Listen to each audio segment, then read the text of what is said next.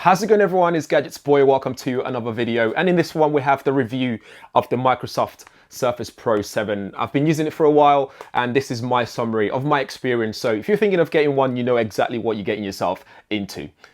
Let's get on with it. The Surface Pro 7 is best in class when it comes to the 2-in-1 category. Nothing has drastically changed for the Pro, especially when you place it next to the Pro 6. And in fact, when I was at the launch event in New York, Microsoft didn't really make a lot of fuss about it at all. But why should they? Perhaps it's already a great machine that doesn't need a lot of update to keep its user base happy, especially those workforces that have come to really like the Surface Pro line for what it is. For me, I'm still a fan. It's very portable and it packs a lot of power to keep my workflow very seamless. The Surface Pro 7 has the same Pixel Sense display as the Pro 6, so if you love that already, you'll love this as well. Nothing has changed in that sense. It's still a 12.3-inch display with 2736 by 1824 resolution, and that gives you 267 ppi, and there's no denying how sharp and how clear the images are on this thing. You still have a 3:2 aspect ratio, which is odd, but I'm over it, to be fair. It makes sense for those that want to use it vertically in tablet mode, and that's something I believe creators will really like when holding it and just drawing and looking at different things. Elsewhere for the design, we have the same thick bezels, that's not so 2020. Same detachable type cover that you have to buy separately or as a bundle. You can still use a Surface Pen stylus with it as well. For ports, you have a full USB-A port, a 3.5mm audio port, a microSD card reader port on the back. It's very useful for transferring content between my camera or my drone straight onto the Surface Pro 7 for further editing.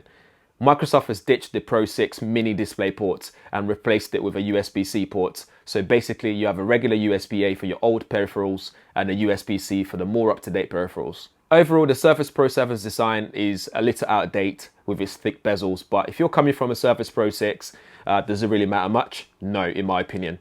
The type cover is one of the best looking keyboards out there and offers a good travel on its keys as well. If there's anything to say about it, is it's not that comfortable to type on when placed on your lap. It moves around quite a bit. It doesn't use a Thunderbolt connectivity, but that doesn't stop you from still being able to hook it up to two 4K displays at 60Hz. All you're missing out on is that faster data transfer, which Thunderbolt 3 brings. When it comes to the Surface Pro 7's performance, it features the latest 10th gen Ice Lake Intel processor. You have the options for an Intel Core i3-1005G1, Core i5-1035G4, or the Core i7-1065G7. And with the 10th gen Intel chips, you get a good combination of processing power, efficiency, without any compromise, thanks to that 10nm process. For memory, you have the choice for 4GB, 8GB, or a 16GB LPDDR4X memory in there. Again, although the Surface Pro 7's design is very identical to the Pro 6, you get a newer and faster processor and memory chip in there. This doesn't mean that the Pro 6 8th gen chipset is not already powerful though, so that's something to consider when deciding whether you want to spend that extra cash for the Surface Pro 7. For storage options, you have 4 options available, so you have 128GB all the way up to 1TB SSD, again fast and efficient. The Surface Pro 7 doesn't have a dedicated graphics card.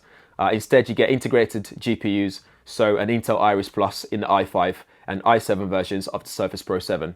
Overall, I didn't experience a single hiccup running Premiere, Photoshop, or using basic applications and processes. I was a little worried at first for the integrated graphics, but since the Surface Pro 6 has the same setup, I was already reassured in that sense. The Surface Pro 7's battery life is a little short of that of the Surface Pro 6, but with every use, you can squeeze as good as 6 hours out of it. But you can quickly charge it up using that proprietary charging ports.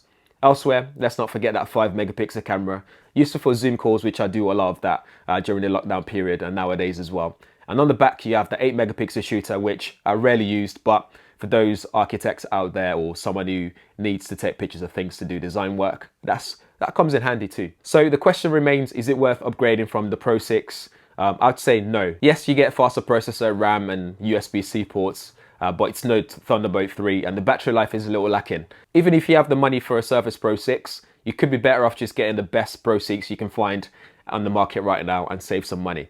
Maybe use the difference on applications or dock instead that you can use on the Surface Pro 6.